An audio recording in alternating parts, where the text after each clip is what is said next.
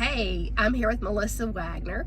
She works in our OT group, and Melissa helps lead the group down in Washington County OT. So we're really thankful for her help. She's been a fantastic blessing to our team and to me especially, because I know she's taking care of a lot of things and helping people a lot. So today I wanted Melissa to share, and we're going to discuss about parent and caregiver relationships and kind of how she responds and handles those things, and I'll jump in. But Melissa, so we kind of talked this morning a little bit about some of the dynamics of that, and I want you to share some of the things we talked about.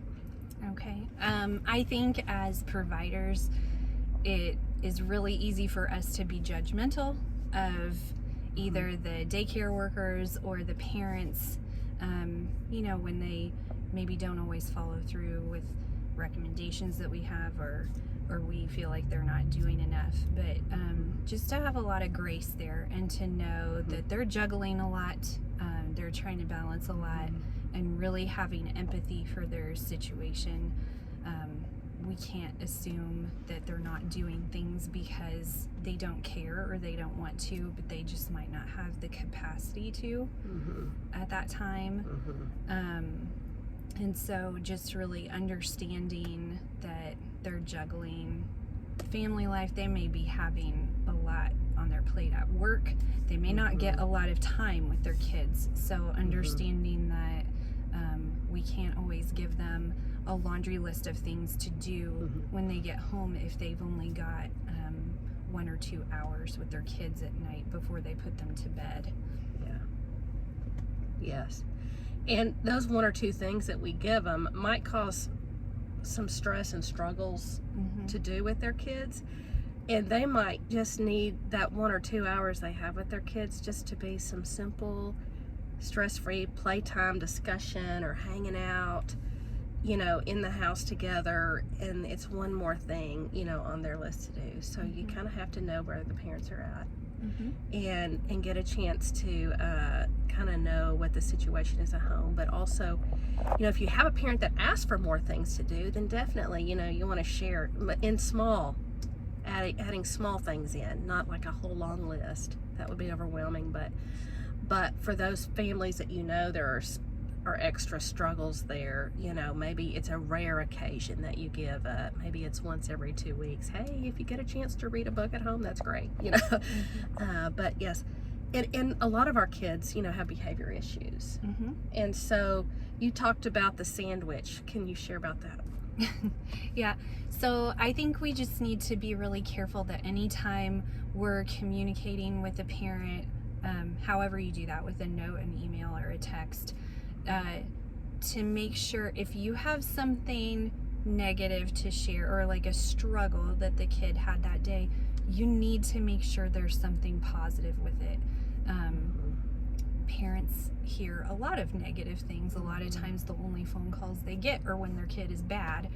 And so that is a good ministry opportunity for us too, to really love their kids and to say, hey, I want to point out the things that are great about your kid and the things that are unique and special about them. So, if you have to say something negative, pointing out first, like, hey, they did a really good job on this today. They struggled with this a little bit, but we're making a lot of progress here and we're doing great. So kind of sandwich those negative things in between positive ones. Even if a kid had a terrible session, there's still something positive that you can say about that kid, even if it's just that they transitioned great back to the classroom, or that it's that they have a really strong personality. Yes. Or they smiled several times throughout the session, or they did a good job keeping their body under control, walking from the classroom to the session. I mean, anything you can find, anything positive you can find, and you can find positives, even though it feels like it's all negative. Sometimes you can find those things. And more times than not, when a parent has called me and said, I just don't think this therapist is going to work for my child, I need to get somebody else, it's been because they've gotten a lot of reports from the therapist about bad behavior. So we need to stay away from that, focusing on the bad behavior, and just focus on the therapy, what's going well, and I mean, we have to deal with the bad behavior, of course we do, yes.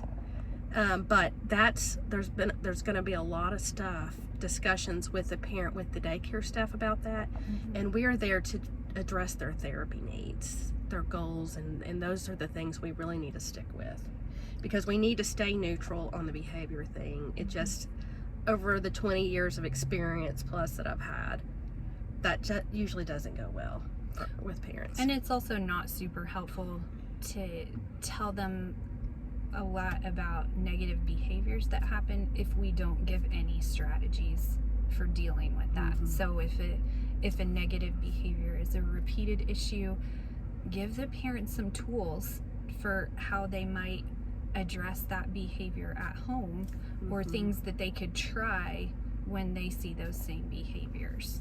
Yeah. And I think if you say, oh, they were naughty today, or they didn't cooperate or whatever, the parent's like, well, I can't do anything about that. I'm at work, and what, okay, so they're expecting us to deal with it and try to figure it out. And I think if they feel like that we can't figure it out, then somebody else needs to try to figure it out. And that's kind of how it's been my experience, is how parents respond to that. But that's great. If you do have to share that at some point, you feel like you need to, I would probably talk to your supervisor about it first, and maybe talk to me about it, because those things don't typically go well unless there's a long established relationship there with that therapist, and that therapist has some experience with that, and that's something we need to walk through together. When there are issues between the daycare and the parents on behavior, we want to stay totally out of those things. We need to stay totally neutral. We can get sucked into something that's going to go the wrong direction real fast with the parent and us trying to provide therapy services for their kids. So we've got to stick with our goals.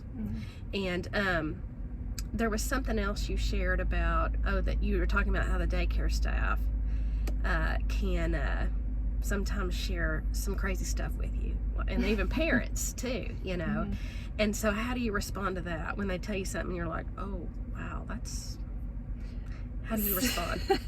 So I always say we have to practice our game face. Like I try to, it's really easy for us to be real expressive and shocked about some of the things that they might tell us. But I try to take that information in and make sure that my face looks just like they're telling me anything else, so that they don't get the message of, oh, I shouldn't talk about that, or we want them to feel free to talk to us. And I think that opens the door for conversation, that we're having listening ears. There's no judgment there, but that we just kind of have to practice not having that shocked look on our face, but being like, okay, so tell me more about that. And if sometimes we may just need to listen, we may not need to speak to that or say anything, or we may have some words of wisdom to impart there, but we definitely listen first and then discern what we need to say in that situation. Yep, that's very good. I think too, sometimes the daycare staff can get really connected with us, and then all of a sudden they're telling us things and issues and drama related to what's going on in the daycare, or they're making a comment about one of their coworkers or something like that. That's something we have to totally stay out of. We cannot comment back, and what I want you guys to do is to say, man, that really stinks, that's all go, or what, don't even say that, because what can happen is somebody turns around and goes, she said that girl stinks too, and then all of a sudden you're in the middle of it. The best response is, oh man, we're not allowed to comment on anything or get involved in any stuff going on. We're just not allowed to. We get in big trouble for that, and you will get in trouble for that if you get yourself pulled into some drama. because that can go south so many ways. And then all of a sudden you find that you're on the island and you're the bad guy, you know. And so we've got to stay totally neutral in all the drama. And if somebody comes to you and is stirring up drama among the team and with employees or with me or whatever it is, that's a big no-no too. You know, if people have issues, they need to talk to the person they have it with, or if they don't feel like they can, talk their lead, or talk to me about it, you know, because we certainly want to resolve issues. We want open communication. We want people to be honest and open, but also, you know, there are times I know where there's dynamics at play that somebody might not feel like they can talk openly to that person. Well, then come to me about it, you know, or because go to somebody who can help with the situation and try to resolve the problems. We don't want to live in problems. And so that kind of drama, we, you know, as a company, we want to get that addressed and resolved. We don't want people living in that. But as far as, you know, the daycare staff and all that kind of stuff, you know, just saying, hey, I'm not allowed to get involved with that or respond at all is a good response.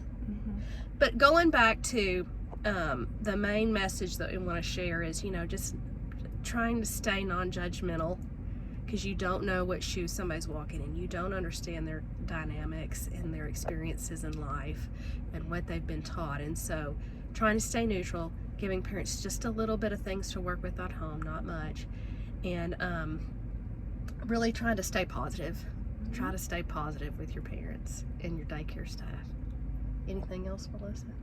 No, I think just, you know, our primary responsibility is to be there to help the kids and to minister to them and anybody who is impacted by that. So the caregivers and the daycare workers. So just keeping in mind that that is a ministry for us. Those kids were all created uniquely, exactly the way they're supposed to be, and sometimes that's a little more difficult than others, but teaching everybody how to work together for the benefit of that child and so that they can reach their full potential. Yes, and we'll have a lot more influence on the parents and the caregivers about doing things if we stay positive. We really do. You have a lot of room to speak into situations when you love their kids. Yep. When a parent knows you love their kid, they're going to be a lot more open to listening to the things you have to say. Yep. So good. Thank you so much.